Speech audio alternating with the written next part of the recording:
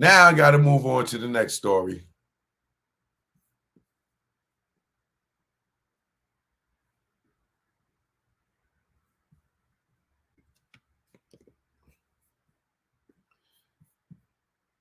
We go from Biden to Trump.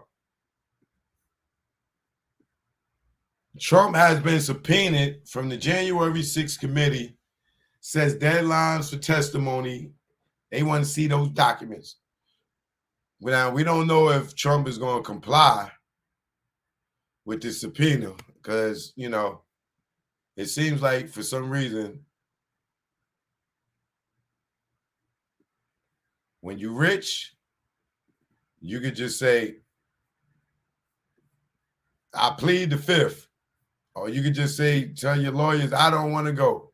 But when you're a black man, some way or another, your ass got to get in that courthouse.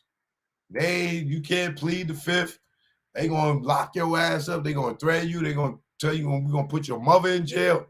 Everything. But when you rich and you got that power, you can say, I plead the fifth or I ain't coming.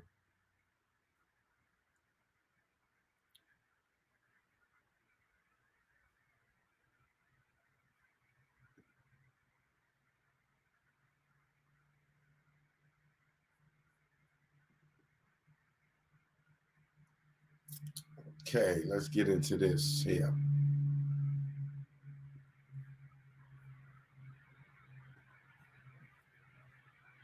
The House committee investigating the January 6, 2021 attack on the U.S. Capitol issued a subpoena Friday, which is today, hours ago, for testimony and documents from the former President Donald Trump, setting off a potential prolonged legal battle with his little historic precedent.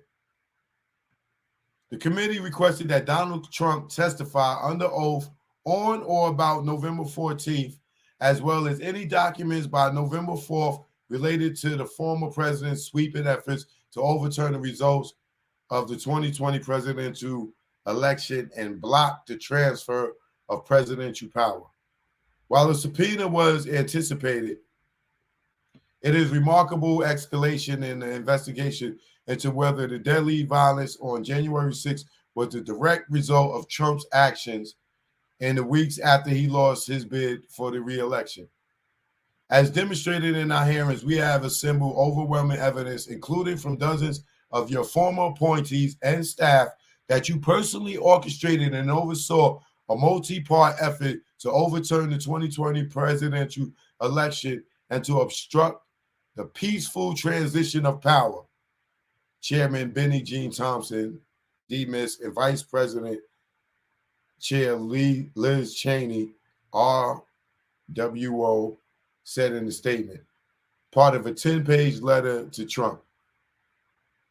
The committee voted unanimously last week to issue the subpoena in its final hearing after presenting new evidence about the president's actions on January 6th. Legal experts have warned if Trump defies the subpoena, the committees face a number of legal hurdles in its efforts to get the former president to comply. Trump is being represented in the matter by the Dillon Law Group, and it's not clear whether he will cooperate with the subpoena. We understand that, once again, flaunting norms in appropriate and customary process. The committee has publicly released a copy of the subpoena. David A. Warrington, a partner at the Dillon Law Group, said in a statement Friday evening, as with any similar matter, we will review and analyze it and will respond as appropriate to this unprecedented action. Lawmakers of the committee, however, has expressed optimism that the former president will comply and have declined to comment on the next steps they pursue to compel Trump's cooperation. Before any other illegalities, we want the American people to ask themselves whether they will respond to a subpoena asking them to testify about an insurrectory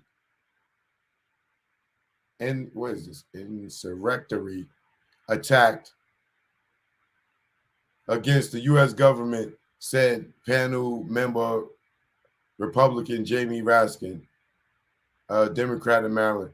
What kind of American president sends other people into battle to storm the Capitol to stop the steal and then refuses even to tell the country what he knows about the event? What kind of snowflake are we dealing with? The Washington Post previously reported that Trump had told advisors that he potentially will be willing to testify live before the committee, but multiple advisors don't expect him to. Some of his legal team privately believe that allowing their client to testify would be a mistake. The subpoena, which includes a schedule outline, specific document request, is that the detailed subpoena the committee has released to public is the most detailed subpoena the committee has released to the public to date. Cheney and Thompson lay out 19 categories of the document request in which they are seeking Trump's communication with Roger Stone, former Secretary Service agent, Anthony Ornato, attorneys John Eastman and Sidney Powell, Republican Scott Perry, and over a dozen other officials, associates, and members of extremist groups, including the Proud Boys and the Oath Keepers. This is ridiculous. The committee has not issued a criminal referral to the Justice Department, but Cheney and Thompson make it clear in their statement that they believe Trump's actions to overturn the election results were unlawful.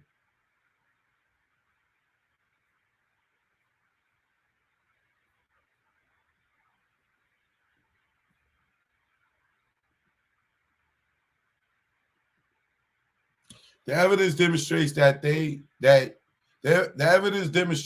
you knew this activity was illegal and unconstitutional, and also knew that your assertions of fraud were false.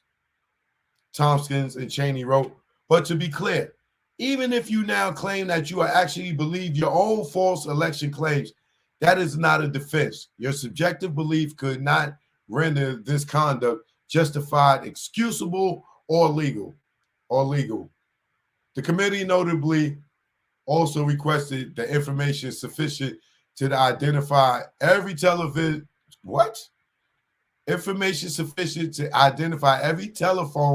or other communication device that Trump used from November 3rd, 2020 to January 2021. It also specifies that the request includes communications conduct on Signal, an encrypted phone messaging application on any personal devices or any communications conducted by any other means. It is unclear whether the committee will subpoena or already has subpoenaed the call data for Trump's personal cell phone. It is also not definitive that the former president used Signal during his time in office. And the committee has indicated that he was using the application. But many of the people around him were using Signal, according to records already obtained by the committee. What is Signal? I got to look up Signal. They can't track Signal? Any of y'all use Signal? Committee investigators spent the days since the final hearing carefully crafting the subpoena and studying case law about subpoenas to current and former presidents. In their letter to Trump, Thompson and Cheney list a slate of former presidents who testified before Congress after leaving office. Former Presidents John Quincy Adams, John Tyler, Theodore Roosevelt, William H. Taft, Herbert Hoover, Harry Truman, and Gerald Ford each testified before Congress after they left office. They write, President Roosevelt explained during his congressional testimony, an ex-president is merely a citizen of the United States, like any other citizen, and it is his plain duty to try to help this committee or respond to this invitation. Every sitting president, including Abraham Lincoln and Gerald Ford, also testified before Congress. Further, both former and sitting presidents, including President Nixon, Tyler, and Quincy Adams, have provided evidence in response to congressional subpoenas. I don't mean you got to do it, Trump.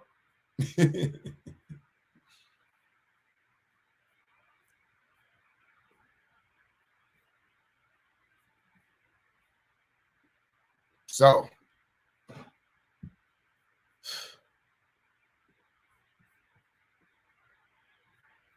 that's that. So Trump is subpoenaed. I don't know if will he testify. If I was Trump, I wouldn't testify. If I was his legal team, I wouldn't want him to testify because we know Trump.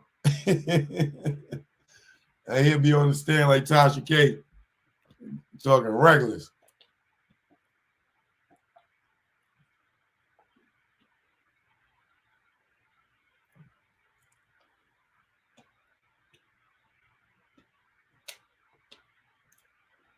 Let me read some of y'all comments.